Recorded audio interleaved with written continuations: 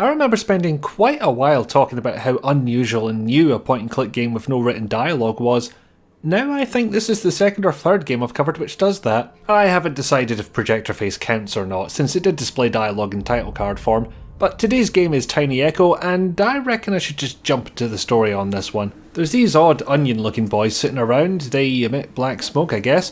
Weirdly, this whole intro section is interactive and it feels like you're controlling the camera or a main character who's invisible or something. Even weirder, it never happens again.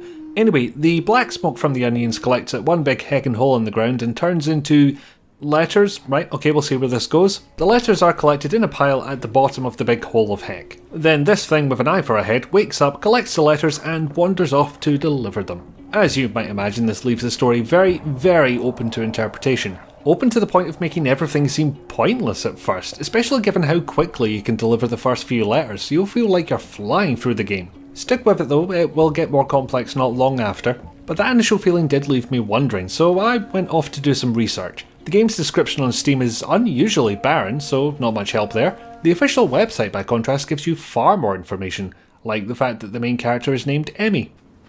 Cool. I won't say what else is in there in case you don't want to know, I'll link it in the description if you fancy a look. In any case, delivering letters is the order of the day, and you do it in this very unusual land of wildly varying climates, with the help of a 2-button interface. Sort of. You could complete the game without right-clicking at all, but let me explain. Left-click does the walking and interactions, whilst right-click pans the camera around. This mode also shows you how many of the letters you've delivered, animal friends to whom letters can be delivered, and it highlights exits too. Good thing as well, because some of those are not obvious. In fact, I got stuck for 10 minutes because I didn't realise a part of the scene was traversable. See, the art style's this odd mixture of a hand-drawn main character, painted backgrounds, and almost papercraft looking NPCs. And yep, that all works. It's a lovely looking game, hidden exits aside. A pile of disparate settings that really shouldn't work together and yet absolutely do. Good thing, because there's not a lot to this game. Here's how it goes down. You find various animal friends and give them letters. When you go do the thing, a shadow will pop out, reach for the letter, and we enter the animal's mind palace or something. Once you're in this strange secluded cavern of dark dank doom, you click on the letter and a ghost hand pops out of that. Why? Well, to click its ghost fingers and awaken whatever version of that animal is sitting in their mind palace. And then you're back in the real world. Real underworld, whatever. Repeat 13 times more or less, watch the ending, think about it for too long, and then start writing a review script. I might be generalising from the self here. Later on, the animals will want something to happen before they'll accept their mail. I mean, makes sense. I forced my postie to run a full wipeout course before he hands over my credit card offers.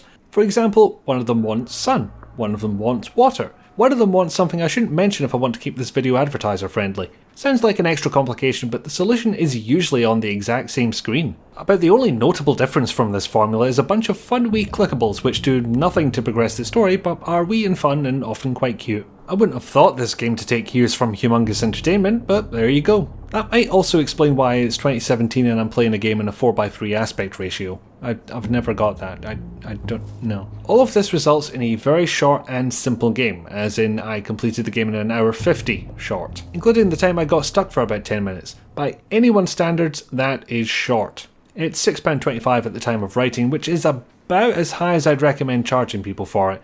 Although you'd be paying much the same for a cinema ticket, I suppose, and that might not be a bad way to look at the situation. It's perhaps fitting that a short game results in a short episode, and I believe this is the shortest game I've ever reviewed for the channel. I'm not even sure how to categorise this one. There's the bare minimum of puzzles to solve, which might push me towards calling it a story-based game, but there's usually more explicit story to find in such a title. Feels like a cop-out, but I might have to call this one an experience, and if I did, it would be a calming one. You'll wander around a nice-looking, imaginative world doing a kind service for the inhabitants with atmospheric and calming music. More than that, I cannot promise.